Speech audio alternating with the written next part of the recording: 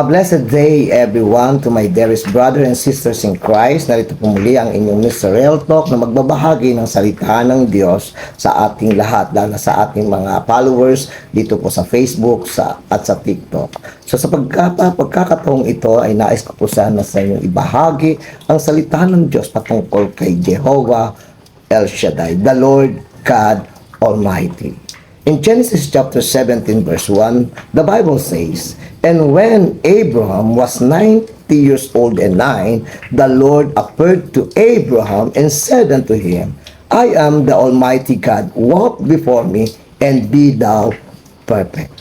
Nang 99 na taon na si Abraham, nagpakita sa kanya si Yahweh at sinabi, "Ako ang makapangyarihang Diyos, sumunod ka sa akin at ingatan mong walang dungis ang iyong sarili habang ikaw ay nabubuhay."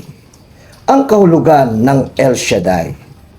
Ang kahulugan ng El Shaddai ay tumutukoy sa Diyos na makapangyarihan sa lahat, sapat sa lahat ng ating pangangailangan at walang imposibleng bagay sa Kanya. Ang ibig kong sabihin ng Jehovah, ang Diyos na umiiral at tumutupad sa kanyang mga pangako. At ang ibig kong sabihin ng El Shaddai, ang Diyos na makapangyarihan at higit sa anumang kalagayan. In Genesis chapter 17 verse 1, nagpakilala ang Diyos kay Abraham bilang El Shaddai. So, nabanggit natin kanina ang Genesis chapter 17 verse 1. Ang sabi noon, nang 99 na taon na si Abraham, nagpakita sa kanya si Yahweh at sinabi, "Ako ang makapangyarihang Diyos. Sumunod ka sa akin at ingatan mong walang dungis ang iyong sarili habang ikaw ay nabubuhay." Hindi limitado ang kapangyarihan ng Diyos sa ating nakikita, nararanasan o nauunawaan. Ang El Shaddai ay Diyos na makapangyarihan. Walang imposible sa Diyos. Tulad ng sabi sa Luke chapter 1 verse 37, sapagkat walang imposible sa Diyos. Kapag sinabi nating imposible, sinabi ng Diyos na kaya niya. Kaya niya po. Siya ay higit na makapangyarihan kaysa sa ating problema. Maaring malaki ang problema, ngunit mas malaki ang Diyos. Mas malaki ang Diyos kaysa sa ating pangangailangan. Mas malaki ang Diyos kaysa sa ating takot.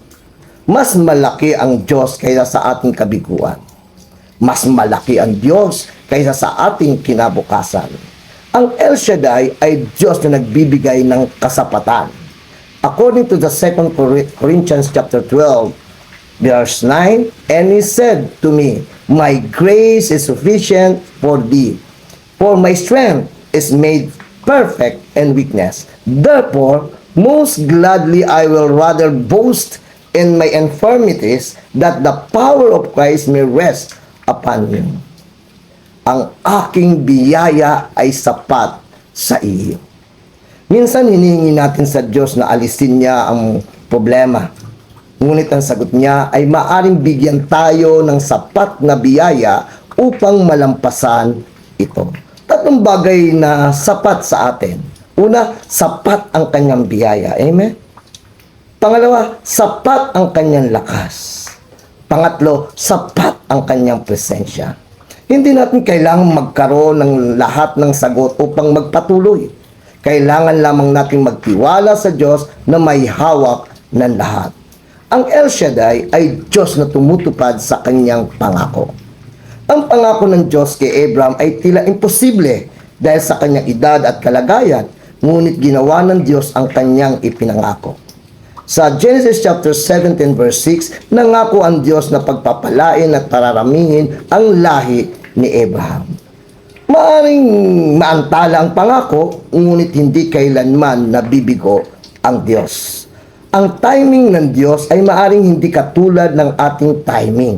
Ngunit ang kanyang plano ay laging may layunin. Ang El Shaddai ay Diyos na dapat pagkatiwalaan.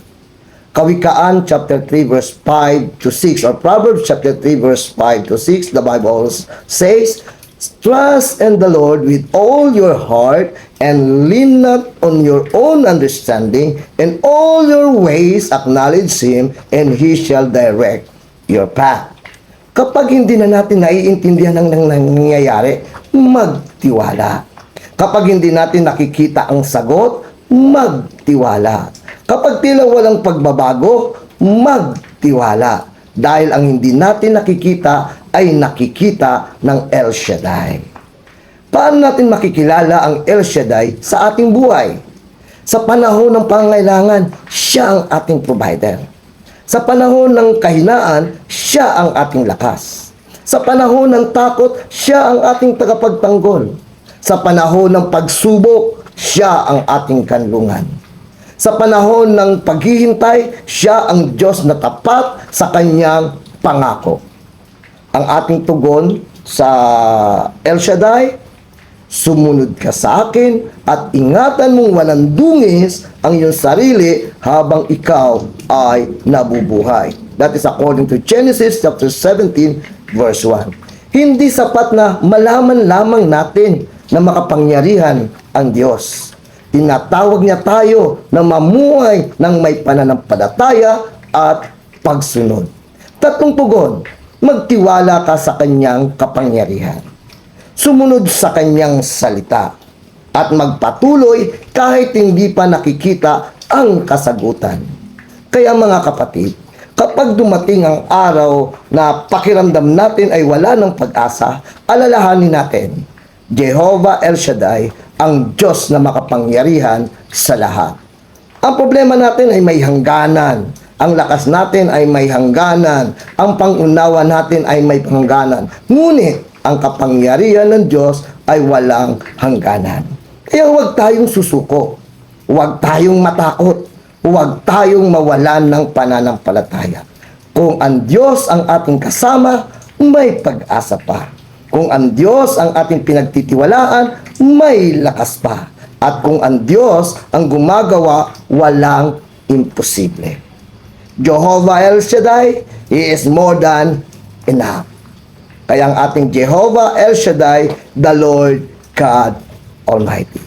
Thank you mga kapatid. God is good, God is great, and God is Almighty. Ito po ang inyong Mr. Real Talk. Thank you.